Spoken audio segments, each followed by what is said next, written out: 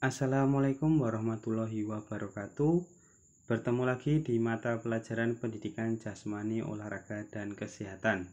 Pada pertemuan kali ini kita akan bahas bersama berkaitan dengan materi atletik, yaitu lompat jauh. Diharapkan nantinya peserta didik bisa memperhatikan, kemudian bisa memahami, kemudian nantinya juga bisa mempraktekkan atau melakukannya.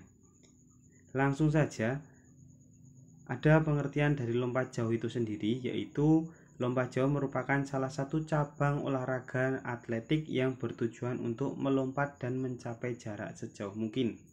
Jauh dekatnya hasil lompatan sangat dipengaruhi oleh kecepatan lari pada saat awalan ataupun kekuatan dalam ketika kalian ataupun peserta didik itu melakukan tolakan. Selain itu juga posisi tubuh ketika sedang melayang di udara itu juga harus diperhatikan, karena nantinya kalian itu harus bisa menjaga keseimbangan. Selanjutnya ada sejarah singkat berkaitan dengan lompat jauh. Olahraga lompat jauh itu sendiri awalnya sudah ada sejak tahun 708 pada saat Olimpiade kuno di Yunani. Di sana biasanya lompat jauh itu sendiri untuk latihan militer. Dan pada zaman dahulu lompat jauh itu diawali dengan lari yang pendek saja, tidak jauh seperti sekarang. Para pelompat ataupun atletnya itu nantinya akan membawa beban di kedua tangannya dengan bobot 1-4,5 kg. Seiring berkembangnya zaman, lompat jauh mengalami perkembangan. Untuk pertama kalinya lompat jauh diadakan pada Olimpiade di Modern Athena pada tahun 1896. Pada saat itu hanya peserta itu laki-laki saja ataupun pria saja, belum ada wanitanya. Tetapi seiring berjalannya waktu, pada Olimpiade 1948, atlet wanita baru boleh bergabung dalam perlombaan lompat jauh. Selanjutnya ada lapangan lompat jauh. Lapangan lompat jauh memiliki bentuk seperti pada gambar di video ini. Di situ bisa kalian lihat ada area untuk awalan, kemudian ada balok tumpu ataupun balok tolakan, kemudian ada bak pasir ataupun bak untuk kalian mendarat seperti itu. Kemudian untuk awalan sendiri memiliki lebar 1,22 meter dan memiliki panjang 30-40 meter, ataupun biasanya ada juga yang sampai 45 meter. Kemudian ada balok tumpu. Nah, balok tumpu ataupun balok tolakan itu nantinya digunakan untuk atlet ataupun peserta didik ketika melakukan lompat jauh itu untuk melakukan tolakan. Nah, untuk balok tumpu itu sendiri memiliki lebar 1,22 meter. Kemudian untuk ketebalannya itu sekitar 10 cm. Kemudian ada panjangnya sedikit, yaitu sekitar 20 cm. Kemudian selanjutnya ada bak pasir.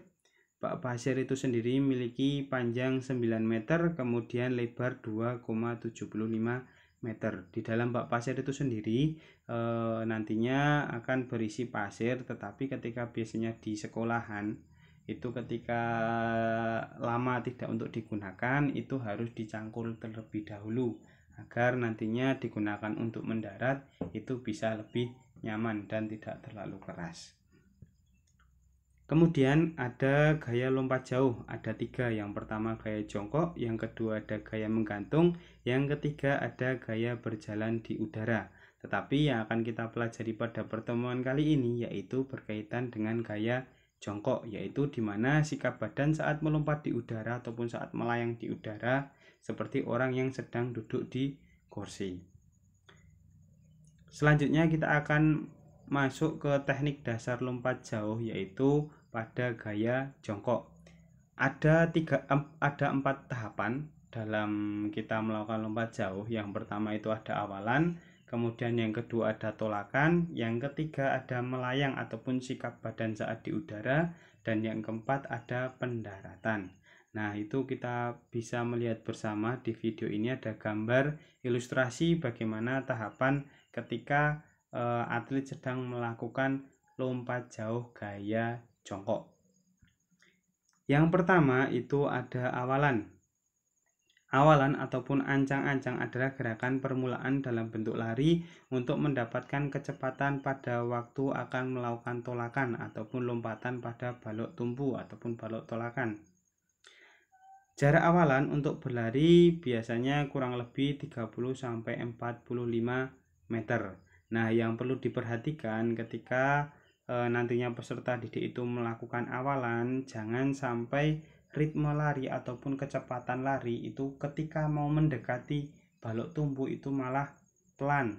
Jangan seperti itu karena biasanya nantinya kesalahan itu akan sering terjadi. Jadi usahakan ritme dari awal itu tetap kecepatannya stabil, bahkan lebih baik lagi ketika kecepatan itu bisa bertambah ketika akan menuju balok tumpu, karena nantinya hasil tolakan itu akan dipengaruhi juga kecepatan ketika peserta didik melakukan awalan ataupun melakukan lari. Kemudian tahapan yang kedua itu ada tolakan. Tolakan adalah gerakan menolak sekuat-kuatnya dengan kaki terkuat pada papan lompat. Tolakan dilakukan ke arah depan atas. Ilustrasinya bisa kalian lihat bersama, yaitu seperti pada contoh di gambar. Kemudian tolakan sangat penting untuk menentukan hasil lompatan. Saat menolak, badan jangan terlalu condong ke depan agar memberikan efek tolakan yang kuat. Tolakan harus kuat dan cepat sambil menjaga keseimbangan badan.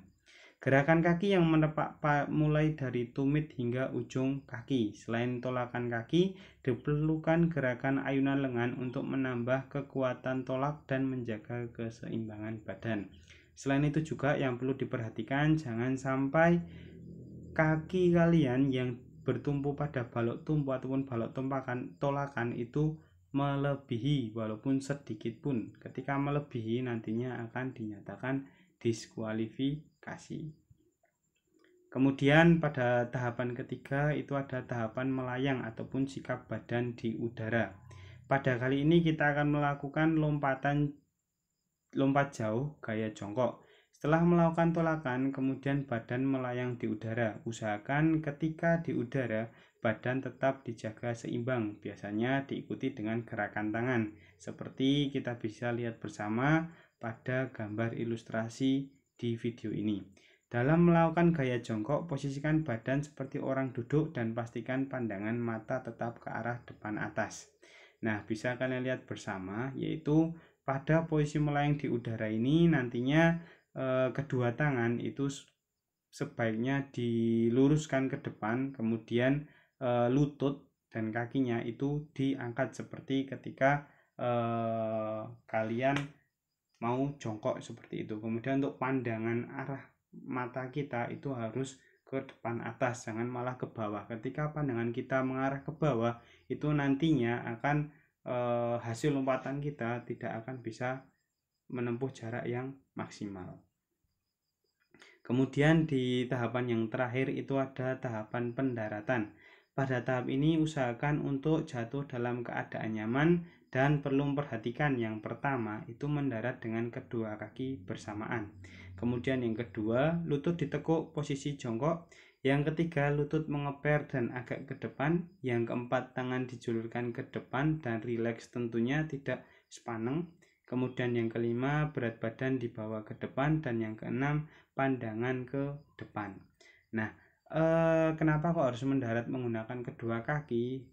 Hal ini nantinya akan ketika kita mendarat dengan kedua kaki itu akan mengurangi beban tubuh kita daripada ketika kita mendarat menggunakan satu kaki. Dan itu ketika kita mendarat menggunakan satu kaki, resiko cedera akan lebih tinggi. Selain itu juga ketika kita sudah mendarat dengan kedua kaki, pastikan lutut kita harus mengeper, jangan malah kaku. Ketika kaku itu nantinya juga akan bisa menimbulkan cedera. Usahakan ketika kedua kaki kita sudah menapak di pasir itu diikuti dengan lutut yang ikut turun ke bawah ataupun mengeper seperti itu. Nah, itu tadi sedikit penjelasan berkaitan dengan tahapan-tahapan teknik dasar dalam melakukan lompat jauh gaya jongkok. Nah, selain itu juga yang perlu kita perhatikan bersama yaitu kesalahan yang sering terjadi ketika kita melakukan lompat jauh. Yang pertama, seperti yang sudah tadi saya sampaikan, kecepatan awalan yang tidak teratur. Nah, ini nantinya akan mempengaruhi hasil lompatan kita atau hasil tolakan peserta didik nanti ketika melakukan lompat jauh. Karena biasanya yang sering terjadi ketika peserta didik itu sudah lari dari jarak 30-40 meter dan ketika mau mendekati balok tumpu itu peserta didik malah pelan. Nah, itu nantinya akan mengakibatkan hasil tolakan itu tidak akan maksimal, karena malah kalian ketika jaraknya masih jauh kalian larinya kenceng, tapi ketika sudah dekat malah larinya pelan. Itu akan merugikan atlet ataupun nantinya peserta didik ketika akan melakukan lompat jauh. Kemudian yang kedua, saat menolak kaki melebihi batas balok tolakan. Nah, ini nantinya akan terjadi diskualifikasi. Kemudian saat di udara tangan tidak membantu menjaga keseimbangan. Nah, ketika nanti peserta didik melakukan lompat jauh gaya jongkok, pastikan kedua tangan itu diluruskan ke depan. Hal ini nantinya akan menjaga keseimbangan tubuh kalian dan akan memberikan hasil yang maksimal untuk hasil lompatan peserta didik. Kemudian yang keempat, saat di udara pandangan menghadap ke bawah. Nah, ini nantinya ketika sering terjadi kepada peserta didik ketika sedang posisi melayang di udara, pandangan itu harus ke depan atas, jangan malah ke bawah. Ketika kita memandang ke bawah itu nantinya hasil lompatan yang sudah kita berikan saat menolak itu tidak akan bisa menggapai jarak yang maksimal. Malah ketika mata ataupun pandangan kita mengarah ke bawah akan mengakibatkan tubuh kita akan lebih cepat untuk turun, seperti itu. Kemudian yang kelima, saat mendarat tidak menggunakan kedua kaki dan tidak mengeper. Nah, ini sering terjadi di peserta didik ketika praktek dan ini harus tetap diperhatikan. Kemudian saat akhir pendaratan badan dijatuhkan ke belakang. Nah, ini nantinya akan merugikan peserta didik ataupun atlet nantinya ketika sudah mendarat kok malah ternyata badan kalian jatuhkan ke belakang. Itu nanti akan mengurangi hasil jarak untuk lompatan saat diukur, seperti itu. Mungkin itu saja sedikit yang bisa saya sampaikan pada pembelajaran pendidikan jasmani olahraga dan kesehatan kali ini, yaitu pada materi lompat jauh. Untuk selanjutnya nanti harapannya kita bisa mempraktekkan bersama agar kita bisa mempelajarinya secara langsung. Sekian untuk pertemuan kali ini. Terima kasih, saya akhiri. Wassalamualaikum warahmatullahi wabarakatuh.